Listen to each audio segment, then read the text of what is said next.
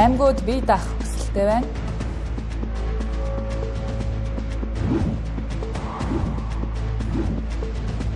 Энэ хаврын голлох улс төр нийслэлд өрнө.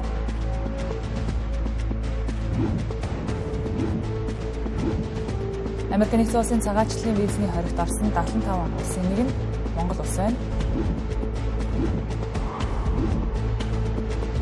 Өнгөрсөн онд гадаад иргэний хууль бус хөдөлмөр эрхлэлтэй холбоотой 661 зөрчил илэрчээ. Оройн төргийн үзэгчдээ Тэнгэр телевизийн 7 мэдээллийн хөтөлбөр эхэлж байна. Анхаарлаа хандуулна уу.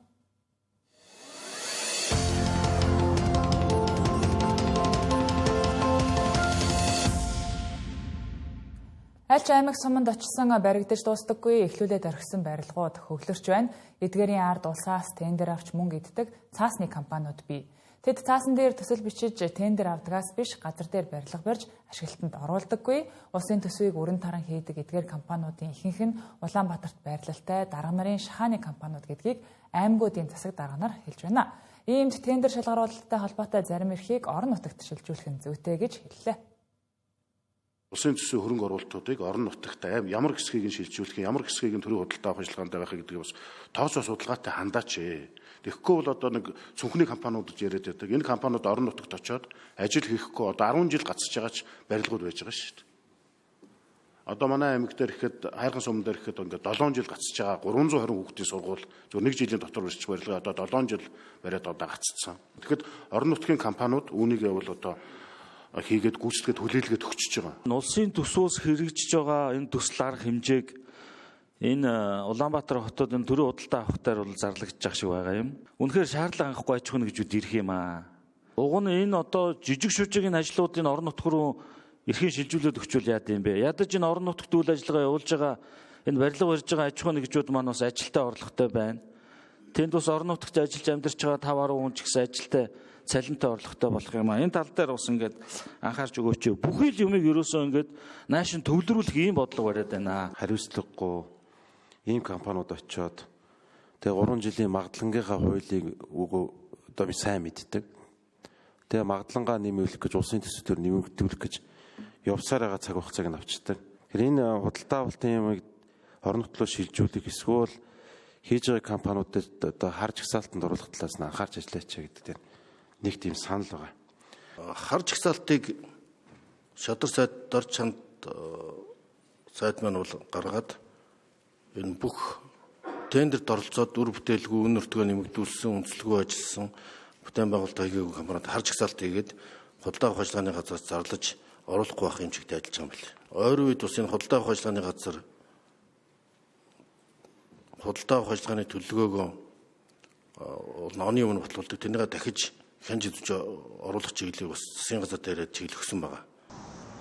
Ийхүү аймагуудын засаг дарга нар төрийн худалдаа авах ажиллагааны газрын сонгон шалгаруулсан компаниуд ажиллаа хийдэггүйг ам уралдан хэлж байгаа юм.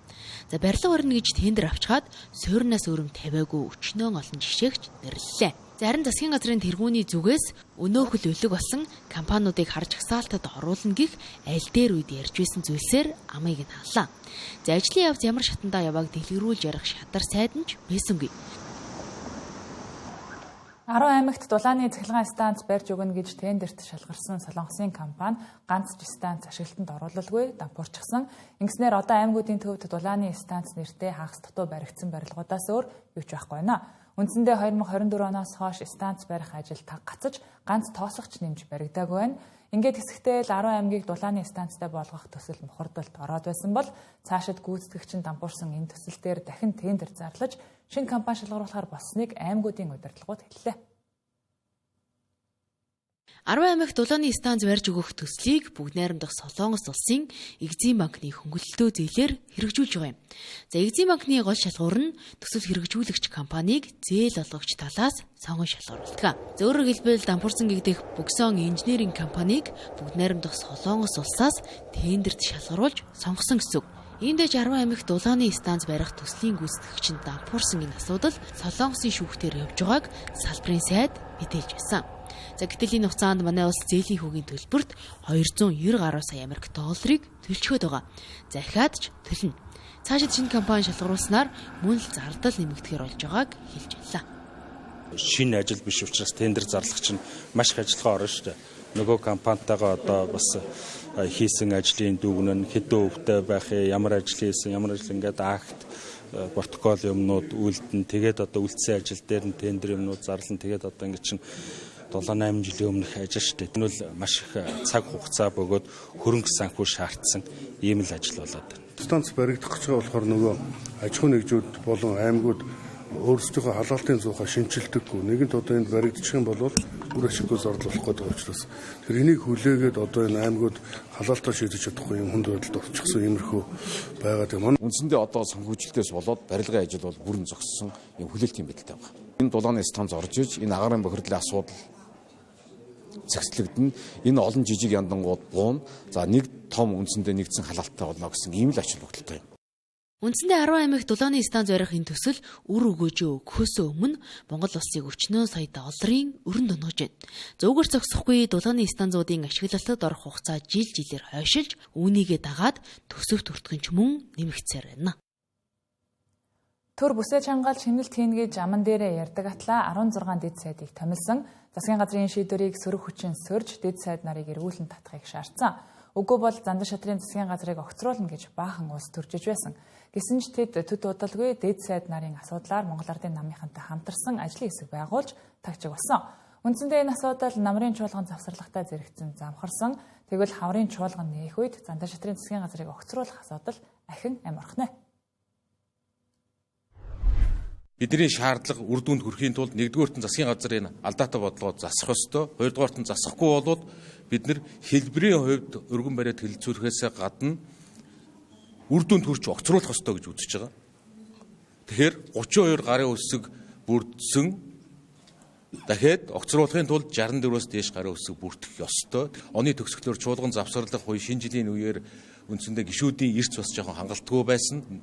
Нэг талаар нөгөө талаараа ажлын хэсэг бас тодорхой хэмжээний шийдэл гаргаж ажиллая гэдэг ийм шийд гаргаад ажиллаж байгаа гэдэг мэдээллүүд бас хийгдээд явж байгаа. Энэ дээр зохион байгуулалтанд ороод явж байгаа болохоор тодорхой хугацаанд илүү үр дүн талаас хаврын чуулганаар асуудлыг хэлцүүлэх нь зүйтэй гэж үзэж байгаа. Тэрнээс зарчмын байр суурь яг та хэвээрээ гэдгийг бас хэлье.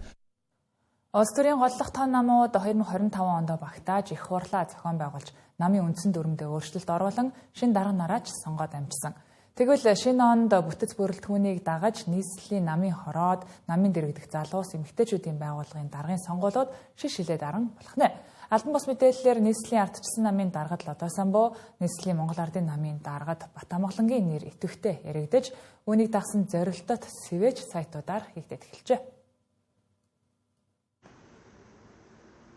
Улсын дэд шүүх 1-р сарын 9-нд хуралдаж ардчилсан намын хөтөлбөр үндсэн дүрмийн шинжилсэн найруулгыг албан ёсоор бүртгэж авсан. Шинэ үндсэн дүрмийн хүрээнд тус намын дотоод бүтцээ шинээр байгуулна, товчхондоо хуучин дүрмийн дагуу байгуулсан дотоод бүтц нь эргэцийн хувьд чадамжгүй болсон. Өөрөөр хэлбэл улс төрийн намын тухай хууль шинэ үндсэн дүрмийн хүрээнд ардчилсан намын 15 дэд дарга болон ерөнхий нарийн бичгийн дарга, хэрэг эрхлэх газрын дарга, аймаг, нийслэл, сум дүүргийн намын хоруудын дарга нар албан ёсоор огцорч байгаа юм а. Тэгвэл энэ асуудлаар ардчилсан намын улс төрийн зөвлөл өчигдөр хуралдаж дотоод сонгуул зохион байгуулах журмаа баталжээ.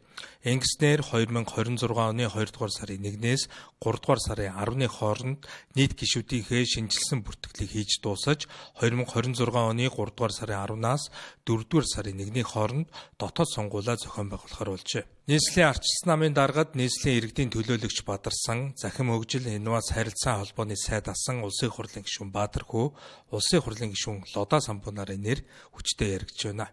Дээрх тамга бүхий 3 кандидатаас нийслэлийн ардчилсан намыг толгойлох хамгийн магадлал өндөр горилогчоор Лодо Самбуу гэж сөрөг хүчний дотоодод ил цагаан яриад эхэлжээ. Улсын хурлын гишүүн Лодо Самбуугийн хувьд өнгөрсөн оны 8 дугаар сард болсон ардчилсан намын даргын сонгуульд нэр дэвшгээ зарлаж хэсэг шуугуулсан нь нийслэлийн намын хорооны дарга болох нүүдлийн эхлэл байсан гэж харагдаж байгаамаа. Харин Бадарсан, Баатар Хүү нарын хувьд ялах магадлал бага байна. Ялангуяа Луугаан төмөр ардчилсан намын даргаас буусан учраас Бадарсан дээр ирэх бодит дэмжлэг сул Баатар Хүүг намын залуу сулан Монголын ардчилсан холбоо фракц дэмжиж байгаа ч нийслэлийн намын хороог хөл дээр нь босгоод аваа явах санхүүжилтгүй гэж үзэж байгаа ажээ. Харин ардчилсан эмэгтэйчүүдийн холбооны тухайд одоогийн тэргүүн жаргалан улирахгүй, харин барилгын хөгжлийн төвийн захирал Пүрэв Хатан Баян хонгорын улсын хурлын гишүүн асан Адиас Сүрнаар өрсөлдөн гэсэн урьдчилсан тамагтай байна. Харин эрх баригч намын нийслэлийн намын хорооны дарга хэн байх вэ гэдэг тамаг ойрын өдрүүдэд идэвхтэй өрнөж байна. Хотын дарга Нямбатарыг явуулах цаг нэгэнт болсон гэсэн мессеж олон нийтийн сүлжээнд идэвхтэй өрнөхтэй зэрэгцсэн барилга хот байгуулалтын сайд Бат Амгаланг Монгол Ардын намын нийслэлийн намын хорооны дарга болно гэх явган яриа хүчтэй өрнөх боллоо. Магадгүй энэ хэн нэгнийг зориуд гэрэл цохиулаад араас нь өөр хүнийг гаргаад ирдэг үргэлгийн тактикч байж болзошгүй юм а. Харин улс төрийн ууган хүчний дэргэдэх эмэгтэйчүүдийн байгууллагын тухайд улсын хурлын дэд дарга асан Булган Туяаг үндсэн хууль зөрчсөн гэх асуудлаар нээнтэглэж социал-демократ Монголын эмэгтэйчүүдийн холбооны ерөнхийлөгчөөс нь унгах акцийг Монгол Ардын намын нэр бүх эмэгтэй гишүүд нэгэнт эхлүүлжээ. Одоогоор социал-демократ Монголын эмэгтэйчүүдийн холбооны ерөнхийлөгчд улсын хурлын гишүүн Үүрийн Туяа сангийн дэд сайд асан Мөнгөн Чимэг нар хамгийн их амбицлаж байгаа ажээ. 2027 он бол ерөнхийлөгчийн сонгуультай улс төрчдийн хувьд чухал жилээ. Тиймээс парламентод судалтай том намуудын хувьд 2026 он ерөнхийлөгчийн сонгуулийн бэлтгэл ажлыг хангах хөл гараа батжуулах чухал жилээ. Тиймээс ерөнхийлөгчийн сунгаанд горилогчд хийгээд намын шин даргын хувьд Монгол улсын хүн амын тийн хагас наж дүрдэг нийслэлийн намын хороогоо хинээр удирдуулах вэ гэдэг ялалтын гол суурь байх учиртай.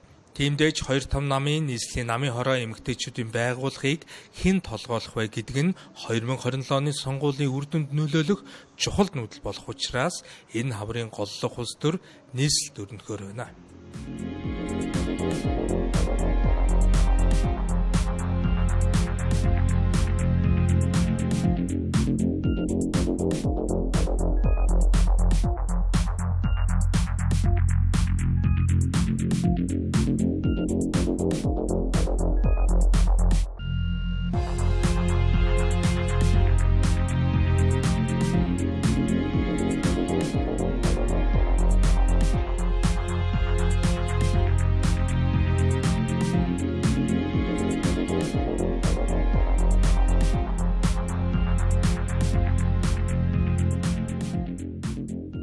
Улаан мэдээллийн хөтөлбөр студиэс шууд үргэлжилж байна. Америк нэгдсэн улсын ерөнхийлөгч Дональд Трампын засаг захиргаа 75 улсын цагаачлалын визийг төр зогсоох шийдвэр гаргасанд Монгол улс багтжээ. Америк нэгдсэн улсын төрийн департаментаас уг шийдвэрийг цагаачтад очдог нийгмийн халамж хит их байгааг бууруулах зогсоох зорилготой гэж тайлбарлаж байна. Энэ шийдвэр 1-р сарын 21-ээс хэрэгжиж эхлэх ба Латин Америк, Балкан, Өмнөд Аз, Африк, Ойролт орнод, Карибын тэнгисийн улс орнууд багтсан байна. Төрийн департаментын тайлбарласнаар жагсаалтанд багтсан улс орнууд ялангуяа Афганистан, Бразил, Египт, Сомали зэрэг улсаас Америк нэгдсэн улсад очисон цагаачид Америкийн цагаачлалын системийн сул талыг ашиглаж татвар төлөгчдийн эдлэх ёстой нийгмийн халамжийг хүлээн зөвшөөрөхийн аргагүй өндөр хэмжээгээр ашиглаж байна гэж тайлбарлажээ. Тиймээс цагаачлалын визийн журмыг дахин үнэлж дуустал эдгээр 75 улсын иргэдийн цагаачлах хүсэлтийг тодорхойгүй хугацаагаар зогсоож байгааж. Гэхдээ энэхүү арга хэмжээ нь Америк нэгдсэн улсад байнгын суурьших зорилготой цагаачлалын визүүдэд л хамаарна. Харин төр ажиллах, суралцах, аялах, World Cup буюу ямар нэгэн дэлхийн аваргын тэмцээнүүдтэй холбоотой визүүдэд хамаарахгүй юм байна. Ийхүү Дональд Трампын засаг захиргааны цагаачлалын бодлого улам чангарч байгааг нь томоохон жишээ энэ болж байна. Америкийн ерөнхийлөгчөөр Дональд Трамп ажиллаж эхэлсэн цагаас хойш төрийн департамент гадны улсын 100,000 гаруй иргэдийн визийг зоцолж хууль бус цагаачдыг албадан гаргах зэрэг арга хэмжээг эрчимжүүлээд байгаа юм а. Харин энэ удаад цагаачдад очдог нийгмийн халамж хит их байна гэж үзэн цагаачлалын визний хамрах хүрээг багасгаж байгаа нь энэ юм. Гэхдээ одоогийн дүрм журмаарч төр Америкт цагаачилсан гадны иргэд Америкийн нийгмийн халамжийн ихэнх хөтөлбөрүүдийг шууд ашиглах боломжгүй байдаг гэдгийг дурдсан зүйтэй. Тухайлбал Америкт байнгын оршин суух эрхтэй хүмүүс буюу ногоон карт эзэмшигчид ихэнх төрлийн халамжийг авахын тулд 5 жилийн хүлээлгийн хугацааг давах шаардлагатай байдаг. Үүнд хүнсний тусламж, зарим эрүүл мэндийн үйлчилгээний даатгал, хүүхдийн эрүүл мэндийн даатгал зэргийг дурдж болно. Харин ойрын хугацаанд энэ мэт визний дүрм журмууд бүрч чангарах төлөвтэй байгаа нь ийхүү харагдлаа. Манай улсын төрийн албаны хүнд суртал ойлгомжгүй байдал татварын орчин гадаадын иргэдэд нөлөөлж эхэлжээ. Тухайлбал манай улсад аяллаа визээр нэвтэрч байгаа хэрнээ хууль бус хөдөлмөр эрхлэх тохиолдол нэмэгдэх болсон. Учир нь манай хууль эрх зүйн зохицуулалт хангалтгүй явдал чирэгдлэхтэй олон материал бүрдүүлдэг хөдөлмөрийн хөлсийг 2 дахин нэмэгдүүлсэнтэй дүүцгэж татвар авдаг тул тэд энэ бүхнээс цааргалж хууль бус хөдөлмөр эрхэлдэг байна. Үүнд зохицуулалт шаардлагатай байгааг мэргэжилтнүүд хэллээ.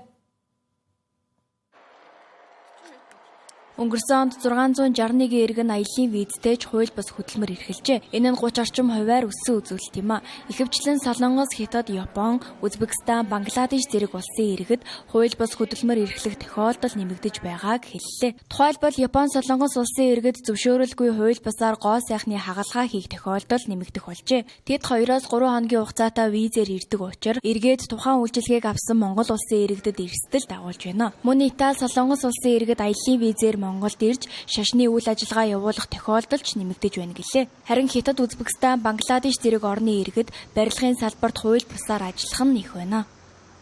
Хөдөлмөр эрхлэгчээр орж иж байгаа ажлын байрны төлбөрөөс зайлсхийж байгаа. Монгол улсад хөдөлмөрийн өсний доод хэмжээг 2 дахин нэмэгдүүлснээр тэнцвэр хэмжээний төгрөгийг сард нэг удаа нэг сард төлөх ёстой. Тэгэхээр тэр хүнд нэг 2-3 хоног ирээд ажиллахад нь тэр нь ашиггүй учраас тухайн эмнэлгүүд нь дандаа жуулч ангиллын визээр энэ хүмүүсийг төлхөө оруулж ирээс гаргаж байгаа гэсэн. Тэгээ 1-2 хоногт хамаарах төлбөрийг төлөхгүй ч гэдэг юм уу. Урт хугацаанд энэ хүмүүс байх шаардлагагүй учраас тэр байгууллагад санхүү одоо урьж байгаа тэр эмнэлгийн байгууллагад нь ашиггүй учраас оруулж ирэхгүй байна гэсэн. Тэгэхээр энэ төрлийн зохицуултыг бас Монгол улсыг шаардлагатай болж байгаа гэсэн. Түүнчлэн гадаадын иргэд манай улсад гэмт хэрэгт холбогдох тохиолдол ч нэмэгдэж байна. Тухайлбал өнгөрсөн онд 52 гадаадын иргэн хүний амь бүрлгэх, бусныг дээрэмдэх гэх мэтчлэн гэмт хэрэг үлджээ. Харин 226 гадаадын иргэн гэмт хэргийн хохирогч болсон байна. Тэдний дийлэнхэн бусдад залилуулах бизнесийн хөрөнгө оруулалт хийж лөөвөрдүүлсэн тохиолдол байгаа юм а. Гадаадын иргэдийн хувьд л ерөнхийдөө бусдын бие талдах, за мөн одоо бусдтай нийлж бусдыг бүлэглэх, за бусдын амнасыг хөрөөсөн гэх иймэрхүү иргэдэд бол холбогдсон байна. За хөрсөн иргэдийн гадаад иргэдийн одоо хувьд бол эд зүйлээ алдах, за нөгөө төгөөр одоо хамтарч ажиллах, хөрөнгө оруулах нэрээр бас хохирох. За мөн одоо бусдын одоо нэг итгэмжлэн хариу үзүүлсэн эд зүйлд одоо завших гэдэг юм уу те. Иймэрхүү төрлийн гэмтэрэгт бол илүү өртсөн мэдээлэл бол байна. Гадаад иргэдийн визний мэдүүлэгтэй холбоотой хууль эрх зүйн орчин хангалтгүй байгаа учраас тэдний гэмт хэрэгт холбогдох тохиолдлын тооч буурахгүй байна. 30 хүртэлх хоногоор визгүй зорчих эрхтэй гадны иргэд гэмт хэргийн болоод хууль бус хөдөлмөр эрхлэлтийн зөрчил гарах тохиолдол нэмэгдэж байгаа юм а. Визтэй орны иргэд ч гэсэн ажлын визээс илүүтэй аяллийн визээр нэвтэрч хууль бус хөдөлмөр эрхэлж байна. Уг нь манай улсад эрүүл мэнд боловсрал барилгын салбарт ажиллах гадаад ажилтнанд 50-100% татврын хөнгөлөлт үзүүлдэгч гадаад иргэд эдгээр салбарт хууль бус хөдөлмөр эрхэлсээр байгаа нь зохицуулалт муу байгааг илтгэж байна. Нийслэлийн иргэд явган алхаж оноо цуглуулаад цуглуулсан оноогоор автобусанд суудаг болно гэх мэдээлэл цахим орчид иргэдийн шүүмжлэлийг дагуулсан. Тэгвэл энэ асуудалтай холбоотой нийслэлийн засаг даргын орлогч тайлбар өглөө. Тодорхойлбол иргэд дан ганц явган алхах биш, зөрчил гомдол мэдээлэх, санал хүсэлт илгээх зэргээр ногоон оноо буюу идэвхий оноо цуглуулж цуглуулсан оноогоор автобусанд суух, тог дулаан, сөөхий мөнгө төлөх зэрэг үйлчилгээ авна гэсэн юм. За энэ нь иргэдээс санал гомдлыг цаг алдалгүй авах, иргэдийн нийгмийн идэвхийг дээшлүүлэх зорилготой гэж үзэж байгаа юм байна. Одоогоор платформ хөгжүүлэлтийн үе шатн дээрээ явж байгаа гэлээ. Одоо иргэн амар төвшин гэрээсээ гараад явж илаа гэхэд тэнцээ одоо юу гэдэг таншааны таглаа байхгүй л ахвал би хотуулага хасаагаад тэрний зургийг аваад шууд нийслэл рүү явуулж байна. За тэгэх юм бол нийслэл энэ дээр нь хүлээж аваад за одоо жишээлбэл хүн 22-ын таншааны таглаа байхгүй нэгээд захирчийн алдна гэж нэг цагийн дотор тэр асуудлыг шийдэж болохоор байхгүй. Тэгэхээр тэгээд нөгөө мэдээлэл ирүүлсэн тэр иргэн байна шүү дээ тий. Тэр иргэнд нь ингээ мэдээлэл ирүүлсэн за иргэдийн амьдрах орчинд аюулгүй байдал иргэдийн аюулгүй амьдрах орчинд ингээ өөрийнхөө хувь нэмрийг оруулсанд нь тэр ногоон оноо гэдэг зүйлийг өгöd байхгүй. Тэгэхээр нөгөө иргэн ганцхан одоо юу гэдэг тогтчлтын ажил, замын эвдрэл, хүүхдийн тоглоомны талбайн эвдрэл, гэмтэл, за өшөө хаана юу хийлгүүлэх сонирхолтой байгаа тэрийг бүгднийг энэ аппликейшн дамжуулаад явуулах байхгүй. За тэгээд энэ дээр нөгөө иргэний итгэх гэж байгаа тийм. Энэ иргэний итгэхийг одоо юу урамшуулж байгаа нэг хэлбэр. Тэгэхээр Улаанбаатар хотод одоо өнөөдрийн байдлаар бол итгэвтэй иргэн гэхээсээ илүү итгэвтэй шүүмжлэгчдэр хэдүүлээд үрлээ шүү дээ. Яг оноо гэдэг нь болохоор зөвхөн энэний нэгэн хэсэг зөөр нөгөө иргэдээ урамшуулах, итгэвчүүлэх, за энийгээ цаашлаад бас нөгөө нийслэлээс өгж байгаа үйлчилгээндээ ашиглан зарцуулах. За ийм л зүйл байгаа. 2016-аас 2025 оны хооронд хүнсний үнийн өсөлтийн улмаас нэг өрх дунджаар 7 сая төгрөгийг алдсан гэж ардчилсан намынхын тооцоолжээ. Энэ бол Монгол Ардын нам төрийн эрх барьж эхэлсэн цагаас хойш бараа бүтээгдэхүүний үн тасралтгүй өсөж, инфляц төдий чинээ хөөрөгдсөнийг илэрхийлэх тоо гэж тэд тайлбарлаа. Үүнээс шалтгаалж өнөөдөр иргэдийн олж байгаа орлого амжиргаандаа хүрэлцэхгүй хэмжээнд хүрчгээд байгааг ч мөн хэллээ. Монгол Ардын нам тасралтгүй засгийн эрх барьсан энэ 10 жилийн хугацаанд зөвхөн хүнсний бүтээгдэхүүний үнийн өсөлтийн улмаас дундаж Монгол айл 7 сая төгрөгийн алдагдал хүлээсэн байна гэсэн ийм тооцоо гарч байна. Тэгэхээр 7 сая төгрөгийн алдагдал гэдэг бол зарим айл өрхийн хувьд хүнсний бүтээгдэхүүний үн өссөний улмаас боловсрол эрүүл мэндэд зарцуулах мөнгөө 7 саяар багасгасан байна. Зарим айлын хувьд 7 сая төгрөгийн хадгаламж хуримтлал бий болох боломжийг алдсан байна. Зарим айл өрхийн хувьд 7 сая төгрөгийн үр зээл нэмэгдсэн байна гэсэн үг. 2025 оны 4-р улирлын байдлаар инфляц 8 орчим хувьтай гарч байгаа шиг байна. Айл өрхийн сарын зарлага дунджаар 2.9 сая төгрөг гэсэн статистик байгаа. Ингээд аваад үзэхээр яг өнөөдөр 1-р сард нэг Монгол айл өнгөрсөн жилийн мөн үетэй харьцуулахад яг адилхан хэрэглээтэй буюу идэдгээ идэж өмсдгөө өмсөхөд 220-оос 230 мянган төгрөгийн зардал илүү гаргаж байна. Зардал нь тэр хэмжээгээр нэмэгдсэн байна. Жилийн дүнгээр аваад үзвэл энэ 2.5 сая төгрөг болно. Гэтэл цалин тэтгэвэр нь энэ хэмжээгээр нэмэгдэж байгаа юу гэвэл үгүй. Тэгэхээр энэ талд нөгөө талд нь айл өрхийн бодит орлого буурж амжиргаад оройтж байгаа учир шалтгаан болж байна.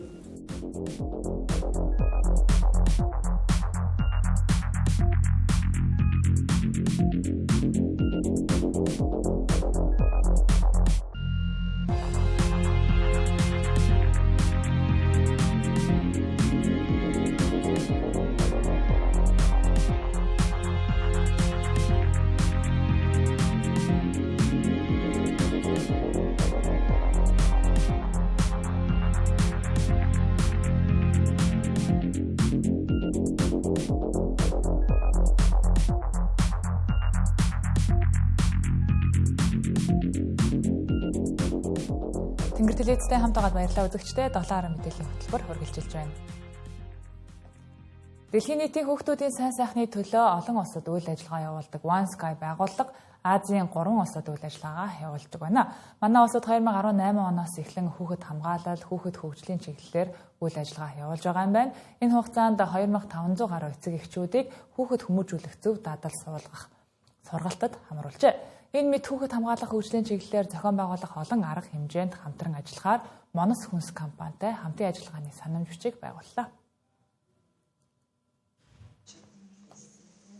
Хамтын ажиллагааны санамж бичигт хоёр байгууллага хүүхэд эцэг эхчүүдийн хөгжлийг дэмжих, хүүхэд хамгааллын мэдлэг ойлголтыг нэмэгдүүлэх чиглэлээр хамтран ажиллахаар тусгасан байна. За тухайлбал эцэг эхчүүдэд зориулсан сургалт нөлөөллийн ажил хүүхдийн зөв хөгжил чиглэсэн хөтөлбөрүүдийг хамтран хэрэгжүүлэхээр төлөвлөжээ.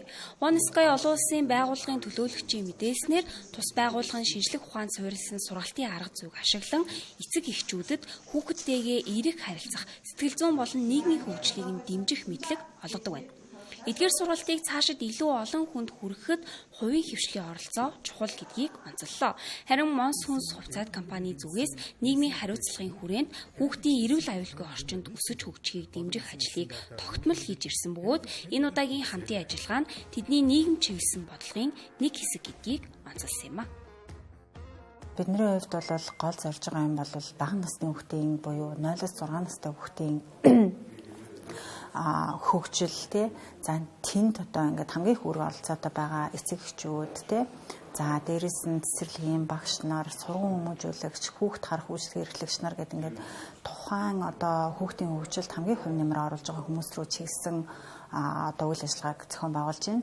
За тэгээд манай хамгийн том одоо нэг хөтөлбөр бол яг эцэг эхчүүдийг чадваржуулах хөтөлбөр байдаг. Тэрний хүрээнд бол дандаа ээж аавууд тий ялангуяа бага насны хүүхэдтэй ээж аавууд маань энэ сургалтанд хамрагдаад одоо одоогийн байдлаар тоогоо харахад бид нэг 2500 гаруй ээж аавуудад шууд сургалтаар хүрээд ингээд ажиллаж гисэн. Энэний ард нь 9000 орчим хүүхэд бас ашиг цэцэнд хүртсэн ажиллаж байгаа юм байгууллага. За Монс хүнс хувьцаат компани өөрөө нийгмийн нөлөөллийн олон ажлууд за тэгээд доктортой хөгжлийн бодлогын хүрээнд байгаль орчин нийгэм засаглалынхаа хүрээнд нийгэм рүү чиглэсэн ялангуяа хүмүүс рүү чиглэсэн олон ажлуудыг хийдэг.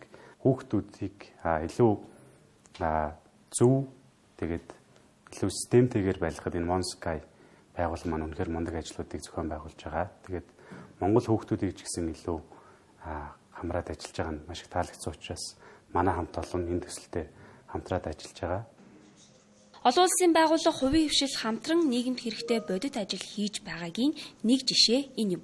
Хүүхэд эцэг эхчүүдэд чиглэсэн сургалт зөвлөгөө, хөгжлийн хөтөлбөрүүдийг хамтран хэрэгжүүлснээр гэр бүлүүдэд эерэг өөрчлөлт бий болгох, хүүхдийг аюулгүй эрүүл орчинд өсөж хөгжөхөд дэмжлэг үзүүлэх юм а.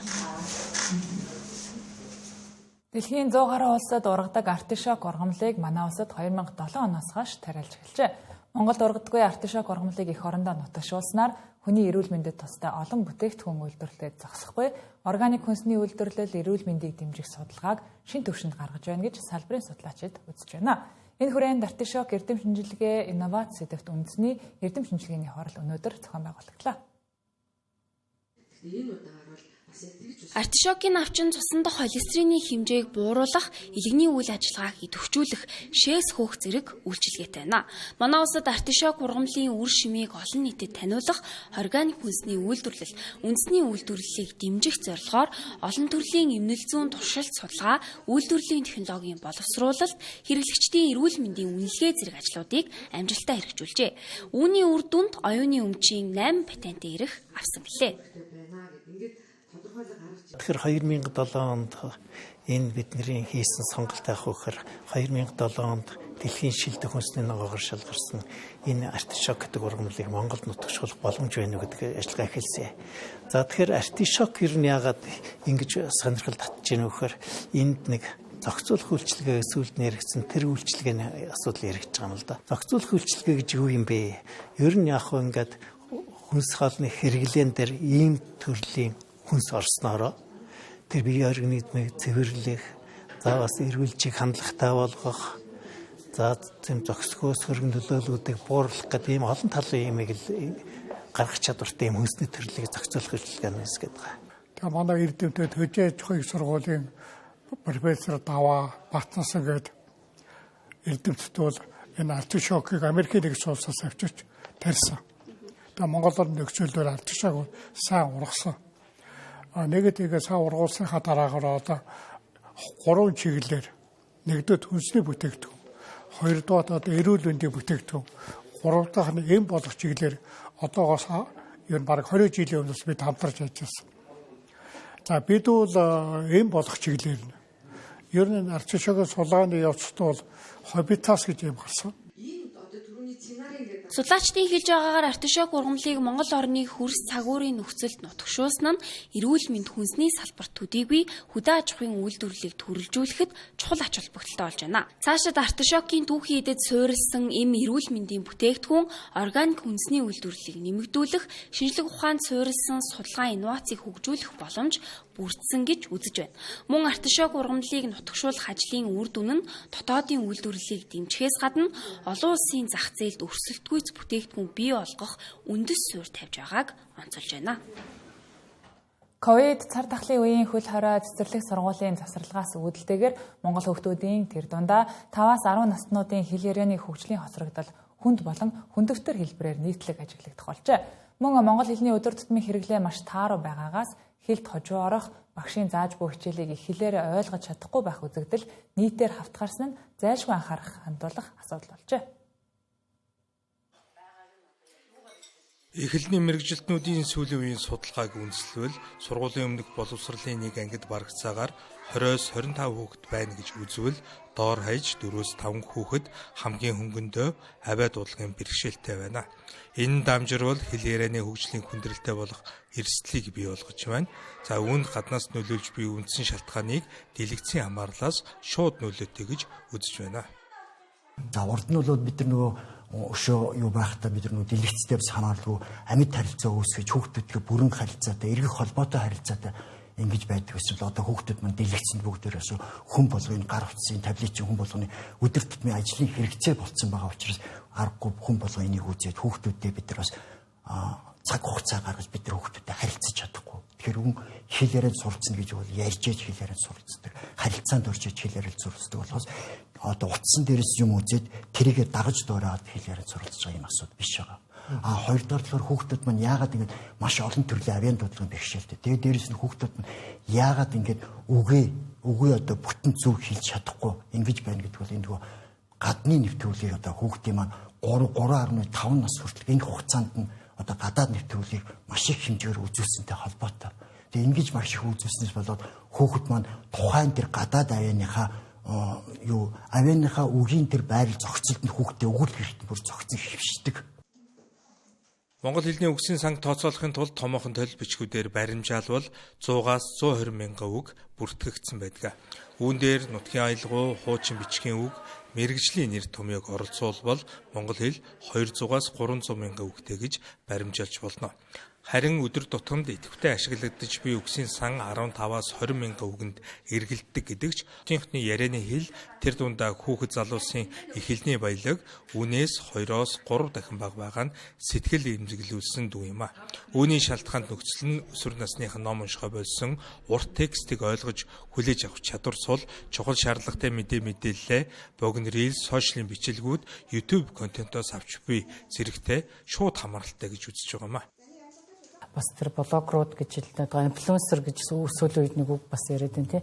Тэр хүмүүс бол бас монгол хэлнийхээ хувьд маш сайн үгийн сангийн нөөцтэй бас хэм хэмжээтэй ярих хэрэгтэй гэж бид нар бодож байгаа. Яагаад гэхээр энэ чинь хүүхдүүд дуурайж байгаа гэдгийг маш сайн бодолцох хэрэгтэй. Нөгөө талаасаа энэ чинь бидэд монгол хэлнийхээ тэр монгол хэлний үнэлэмжийг монгол хүмүүс л өсгөхгүй бол хэн өсгөх юм те. Бид нар өсөжж одоо англи хэл сурыг давхар зэрэгцүүлээ сурыг гэдэг хүүхдүүдэд бид нар нөлөөлнө шүү дээ. Монгол хэлнийхээ үнэлэмжийг нэгдүгээр маш сайн дээшлүүлэх хэрэгтэй. 7 хоног бүр хамгийн багадаа нэг хэл мөхтгөө. Харин монгол хэлний тухай дэлхийд даяар нийт 6-аас 8 сая хүн хэлэлцдэг гэсэн тооцоо бий. ЮНЕСКОгийн судалгаагаар халах аялгау бүхий монгол хэл нь мөхөх аялгүй гэсэн ангилалд багтдаг. Гагцгүй хүүхэд залуусын их хэлний хэрэглээг нэмэгдүүлэх, уншиж ойлгох чадварыг сайжруулахын тулд тухайн үзэл сонирхож буй зүйлсийн сонирхолтод тулгуурлаж, ажил мэргэжлийн жишээлбэл захим орчны технологийн хэлний нэр томьёог монголчууд бол хэлний сан хөмрөг дагаад баяжих бодит түшүүрэг болох юм а. Улсын хурлын дарга учирлын санаачлагаар энэ жилийг хүүхэд хамгааллын жил болгон зарласан. Энэ санаачлагын хүрээнд Улсын хурлын дарга цагдаагийн ерөнхий газрын урьдчилан сэргийлэх албаны харьяа төр хамгаалах байранд ажиллаа. Тэрээр төр хамгаалах байрны орчин нөхцөлд зайлшгүй жишг стандарттай байх ёстой гэдгийг тодтогоод үйл ажиллагааны менежментигч шин шатанд гаргах цаг ирснийг хэллээ. Улсын хэмжээнд 39 төр хамгаалах байр байдаг ч нэгдсэн удирдлага нэг менежмент байхгүй улмаас хариуцах эзэн мөрдөгч урмаасаа эхлээд тодорхойгүй стандартгүй явсаар ирсэн. За энэ бүхний дунд гэрч хохирогчийг хамгаалах байрууд тав тухгүй хамгаалах үүргээ гүйцэтгэж чадахгүй байх тохиолдолж гардаг. Тиймээс хүүхдийн эрхийн зөрчлийг арилгаж хүүхэд хамгааллын хууль тогтоомжийг боловсронгуй болгохын тулд хамгийн түрүүнд тэдэнд хүрч ажилладаг хамгаалах байр нэгцгийн үйлчилгээний төвүүдийн орчин нөхцөлийг сайжруулахад гэж Улсын хурлын дарга хэллээ. Мөн төр хамгаалах байрны шинэ барилгын үлдэгдэл санхүүжилтийг яаралтай шийдвэрлэж 3 дугаар сарын 1 гэхэд ашиглалтад оруулахад хамтарч ажиллахыг хууль зүйн дотоод хэргийн сайд болон сангийн дэд сайдад чиглэл болголоо. Энэ 39 байр чинь өөрөө тэгвэл талд ингээ байрууд байгаа. Бүгдээрээ стандарт бус. Тэгсэн мөртлөө хэн одоо яг нэгдсэн удирдлага зохион байгуулалтаар хангах юм бэ гэдгийг тодорхойгүй явчихаар хэний хариуцах ажил вэ гэдэг нь асар ойлгомжгүй байдалтай байгаа байхгүй.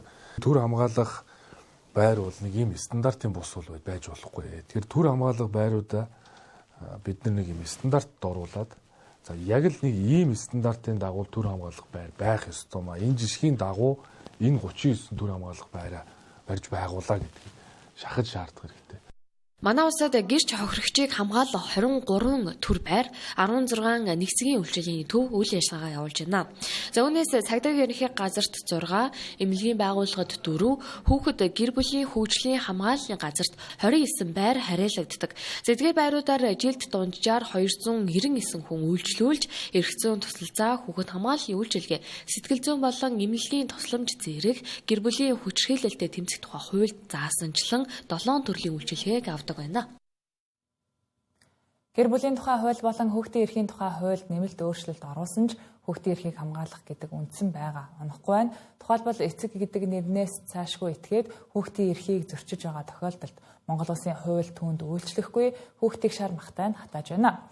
Иргэн АЗ охиныхоо хууль ёсны асар хамгаалагч болохын тулд 7 жил хөөцөлдсөн нэгэн жишээг одоо үзүүлье. Иргэн газар дээрх ганц охиноо эмнэлгийн буруутай үйлээс болж алдсан юм а. Тэр цагаас хойш зээ охиноо 7 жил өсгөж харж хандаж байна. Учир нь охин нь өвд болоод хэдхэн сарын дараа түүний хүргэн амьдрал зохиогоод явжээ. Тиймээс иргэн зээ охиныхоо хууль ёсны асран хамгаалагч болохын тулд 7 жил тэмцэж байна. Эцэг их нэрнээс цаашгүй хүүхэдтэйгээ уулздаггүй хэрнээ хүүхдийнхээ мөнгөнд итгэмжийг хүртэл өөрийн дансаар авч хэрэгэлдэг. Түүний талд манай улсын хууль 7 жил үйлчилжээ. Мөн үүнээс улбаалж охины сурч боловсрох эрх зөрчигдөөд зогсохгүй өөрийн нэр дээрээ данстай байх ч боломжгүй байна. Тийм ч учраас тухайн хүүхэд шүүх хуралд удаа дараа эцгээсээ түтгэлзэх санал гаргаж байсан ч шүүх үүнийг хүлээн аваагүй гэлээ.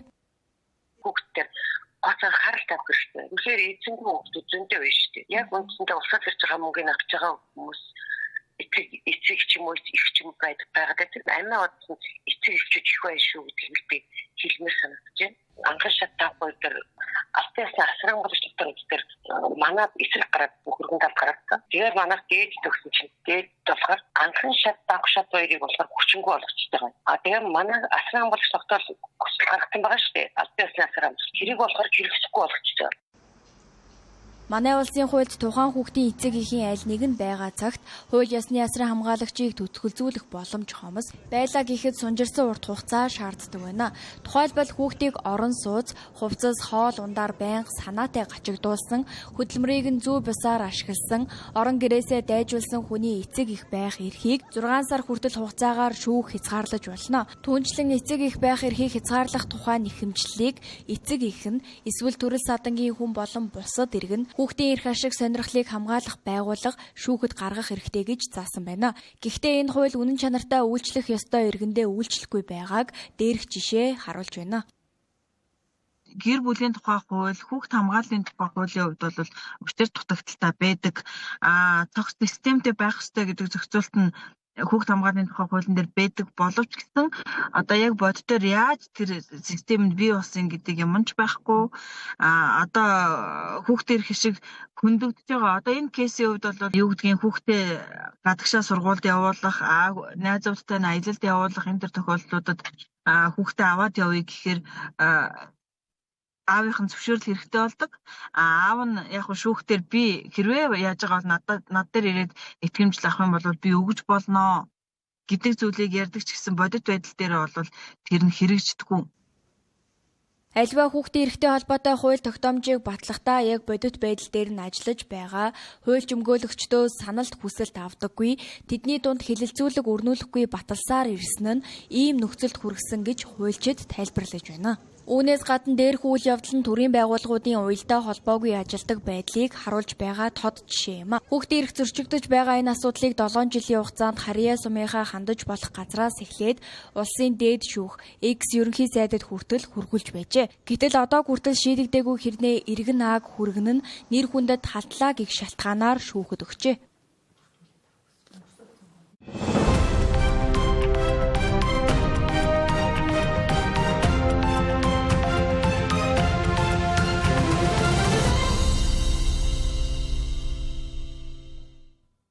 Сүүлийн 15 жилийн турш доктортой үйл ажиллагаа явуулж Монгол брэнд бий болгож байгаа Тод Омс компанийг бизнес орчин болонд онцолж байна. Малчтын хотноос ноос ноолоор авч эцсийн бүтээгдэхүүн болтол нь дотооддоо үйлдвэрлэж байгаа тэд 200 гаруй ажилтнтай, цөөнхөн амтай, жижиг зах зээлтэй манай улсад үндэсний үйлдвэрлэл хөгжих маш хэцүү. Тэр дундаа урд хөршөөд масс үйлдвэрлэлээр хийгддэг Омс бэли зэрэг нь хямд үнээр өрсөлдөх сорилттой тулгардаг байна.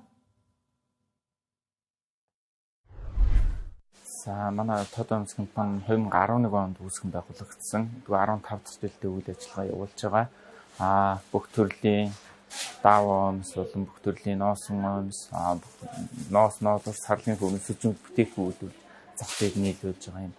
Тодын үндэсний үйлдвэр байгаа. Манайх чинь нийт бүтээгдэхүүнийхээ 50 орчим үеийг экспортод гаргадаг. Одоо 20 орчим улс руу экспорт хийж байгаа.